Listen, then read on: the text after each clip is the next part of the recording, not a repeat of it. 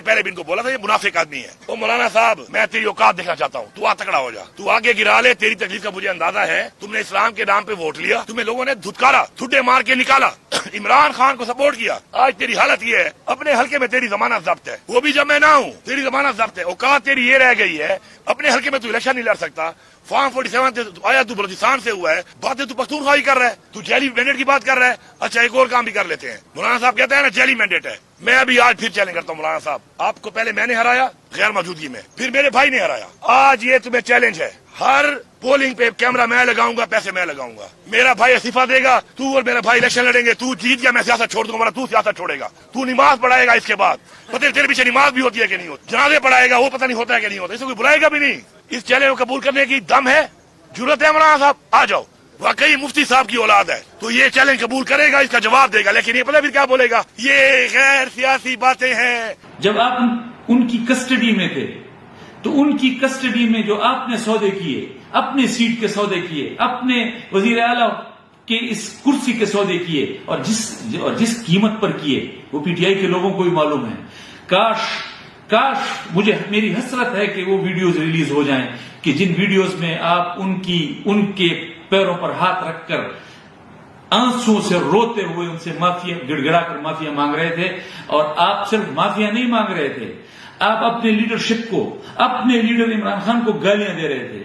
آپ اپنے لیڈر کی وائف بشرا بیگم کو گالیاں دے رہے تھے. آپ ان کی بہن علیمہ خان کو گالیاں دے رہے تھے. آپ ان کے خلاف جو زبان استعمال کر رہے تھے, اور آپ ان کے پیروں پر ہاتھ رکھ کر روتے ہوئے ان کو کہہ رہے تھے کہ میں پی ٹی آئی کو تقسیم کروں گا, میں ان کے اندر دراڑیں ڈالوں گا, میں ان کی تمام اسٹریٹجیز کو ناکام کروں گا, میں ان کی تحریک کو ناکام کروں گا. عمران خان کی رہائی کی تحریک کو آپ نے ناکام کیا.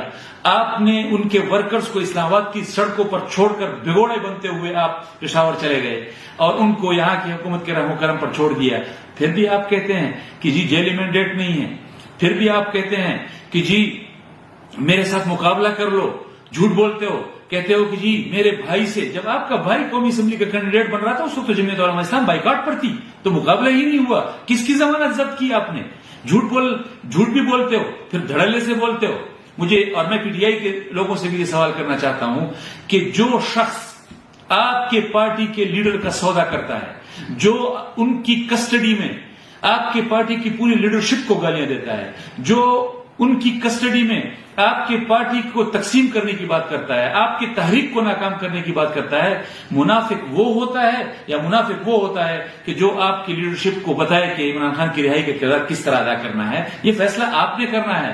اور وہ کہتے ہیں کہ جی میرا چیلنج ہے کہ میں کیمرے لگاؤں گا, خرچہ بھی میرا ہوگا, اور میرے ساتھ مقابلہ کر لے مولانا فضل الرحمان, میرے ساتھ مقابلہ کر لے. مولانا فضل الرحمان وہ مولانا فضل الرحمان ہے جنہوں نے آپ کی پارٹی کو اقتدار کی ایوانوں سے گھسیٹتے ہوئے باہر نکالا اور روڈ پر کھڑا کر دیا. وہ مولانا فضل الرحمان آپ کے ساتھ مقابلہ نہیں کرے گا. آپ کہتے ہو کہ مقابلہ, میں آپ کو چیلنج دیتا ہوں.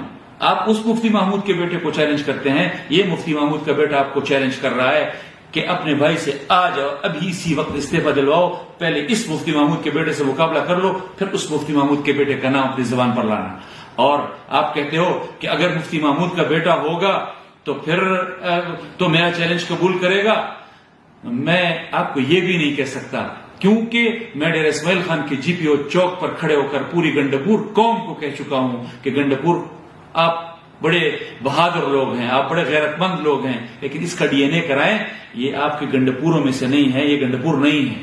تو میں تو آپ کو وہ بھی نہیں کہہ سکتا وہ, لیکن چیلنج میرا اسی طرح ہے کہ اپنے بھائی سے استعفیٰ دلواؤ, آج دلواؤ, اور انشاءاللہ جمعیت علماء اسلام اور جمعیت علماء اسلام کے کارکن اور مفتی محمود کا یہ بیٹا, پہلے اس بیٹے سے گزر جاؤ, پھر ان کا نام اپنی زبان پر لانا. باقی جو آپ کا انداز گفتگو ہے, جس طرح آپ کو تکلیف ہوئی ہے, یہ آپ کو معلوم ہو چکا ہے کہ میرے چل چلاؤ کا زمانہ آ چکا ہے. انشاءاللہ جمعیت علماء اسلام صوبہ خیبر پختونخوا کی عوام کو بہت جلد آپ کے اس کرپشن, بد انتظامی اور بد امنی میں لتڑی ہوئی حکومت سے چھٹکارا دینے